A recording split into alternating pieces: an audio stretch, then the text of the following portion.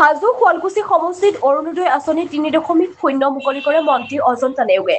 সমগ্ৰ ৰাজ্যতে অৰুণোদয় ৩.০ আজি শুভাৰম্ভ কৰা হয়। মুখ্যমন্ত্ৰী ডক্টৰ হিমন্ত বিশ্ব শৰ্মাই তেওঁৰ সপোনৰ আঁচনিখন কেন্দ্ৰীয়ভাৱে গুৱাহাটীত মুকলি কৰাৰ পিছত সমষ্টিয়ে মন্ত্ৰী বিধায়কসকলে এই আঁচনিখন মুকলি কৰে। কামৰূপ জিলাৰ শুৱালকুছি বংশৰ দুৰ্গা মন্দিৰ প্ৰাংগণত জিলাখনৰ বাবে এই আঁচনিখনৰ মুকলি কৰে কামৰূপ জিলাৰ অভিভাৱক মন্ত্ৰী অজন্তা নেওগে। মন্ত্ৰীগৰাকীয়ে এই আঁচনিখনৰ জৰিয়তে মহিলা সবলীকৰণৰ ক্ষেত্ৰত এক যুগান্তকাৰী পদক্ষেপ বুলি কয়। এইবাৰ আঁচনিখন জিলাৰ প্ৰলয়ংকাৰী বানত ক্ষতিগ্ৰস্তসকলৰ বাবে অৰুণোদয় হিতাধিকাৰীসকলে যি ১৫০ টকাৰ সহায় আগবঢ়ালে ইয়াৰ মন্ত্ৰীগৰাকীয়ে শলাগ লয়। এই অনুষ্ঠানত হিতাধিকাৰীসকলৰ উপৰিও হাজো শুৱালকুছি বিধানসভা সমষ্টিৰ বিধায়ক প্ৰকাশ চন্দ্ৰ দাস, জিলা আয়ুক্ত দেৱকুমাৰ মিশ্ৰ উপস্থিত থাকে। এই সভাতেই বানপানীত মৃত্যু হোৱা মৃতকৰ আত্মাৰ সদ্গতিৰ বাবে ১ মিনিট সময় মৌন প্ৰাৰ্থনা কৰে।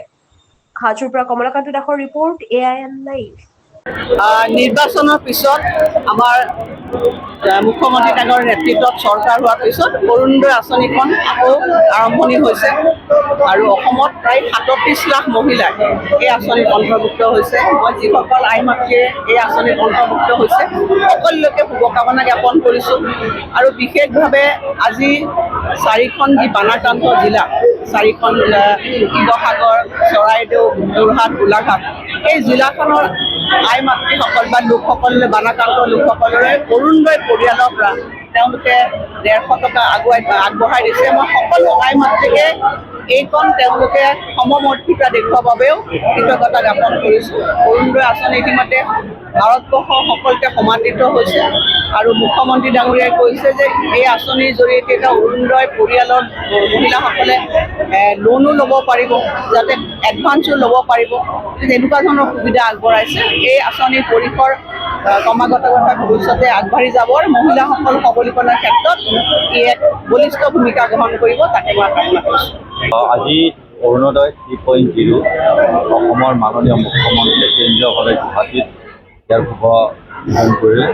হাজো শুৱালকুছি সমষ্টি অসম চৰকাৰৰ কেবিনেট মন্ত্ৰী তথা কামৰূপ জিলা অভিভাৱক মন্ত্ৰী অজন্তা নেওগ বাইদেৱে আজি ২ নং পূব বংশৰ গাঁও পঞ্চায়তৰ বংশৰ দুৰ্গা মন্দিৰত এই অনুষ্ঠানত অংশগ্ৰহণ কৰিলে আৰু হাজো শুৱালকুছি অঞ্চলত প্ৰায় ৩১,471জন হিতাধিকাৰী আজি অৰুণোদয় পাবলৈ সক্ষম হৈছে।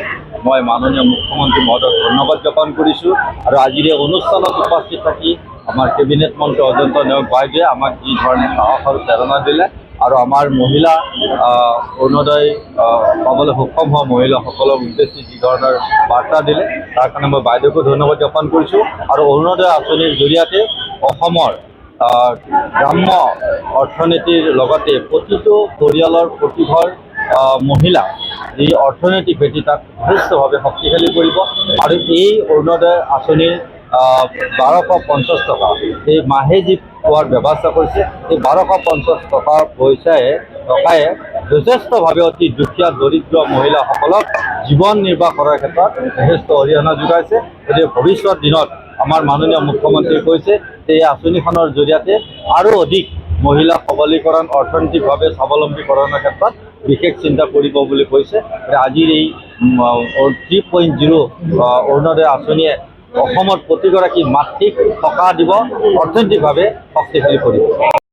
যিকোনো খবৰ বিজ্ঞাপনৰ বাবে যোগাযোগ কৰক 7896121996।